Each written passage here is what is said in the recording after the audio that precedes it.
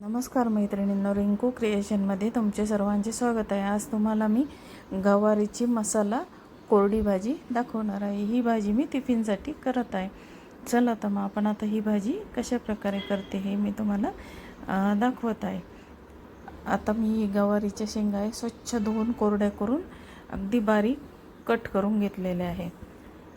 तर आता आपण त्यामध्ये मी कोणते कोणते मसाले वापरणार आहे तुम्हाला मी आता दाखवत आहे। आता यामध्ये मी शेंगदाण्याचा कूट आणि तिळाचा कूट वापरणार आहे।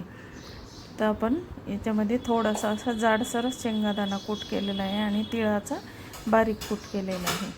आता हे तीळ भाजून घ्यायचे आणि त्याचा कूट करून बरणीत भरून ठेवायचा। आपण प्रत्येक भाजीमध्ये ते तीळ वापरू शकतो। तीळ वापरल्यामुळे आपल्याला कॅल्शियम कमी राहत नाही।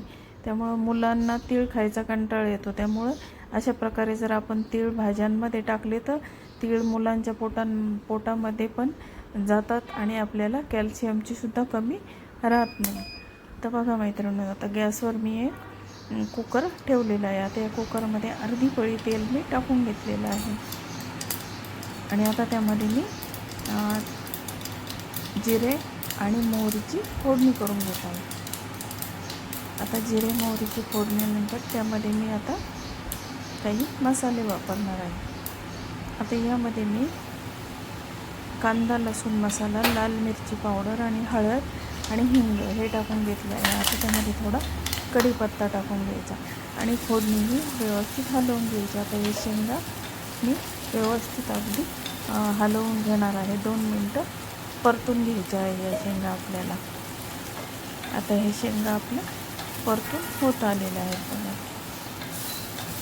आता त्यामध्ये आपण कढीपत्ता, लाल मिरची पावडर, हळद, हिंग आणि कांदा लसूण मसाला मी फोडणीमध्ये टाकून घेतलेला आहे आणि नंतर त्यामध्ये शेंगा टाकून घेतलेल्या आहेत। आता हे व्यवस्थित आपण हलवून घेणार आहोत आणि आता यामध्ये आपण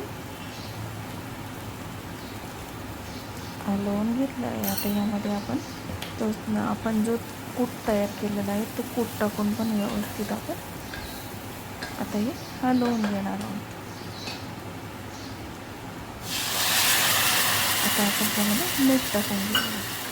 आता त्यामध्ये मी मीठ टाकलेलं आहे। मीठ टाकल्यानंतर पण व्यवस्थित सर्व बाजूने मीठ लागेल असं करून घ्यायचं आणि नंतर त्यामध्ये मी अगदी अर्धी वाटी पाणी टाकून घेतलेलं आहे, कारण शेंगा या थोड्याशा निब्बर होत्या म्हणून मी अर्धी वाटी पाणी त्यामध्ये टाकलेलं आहे।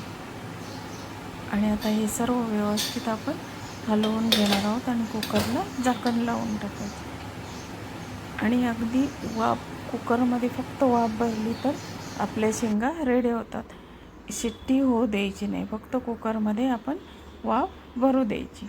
तर बघा मैत्रिणींनो, अशा प्रकारे आता आपली ही मसाला गवारीची शेंग रेडी झाली आहे टिफिनसाठी आणि टेस्टला पण अगदी सुंदर लागते ही आणि तीळ घातल्यामुळे याची टेस्ट अगदी खरपूस लागते।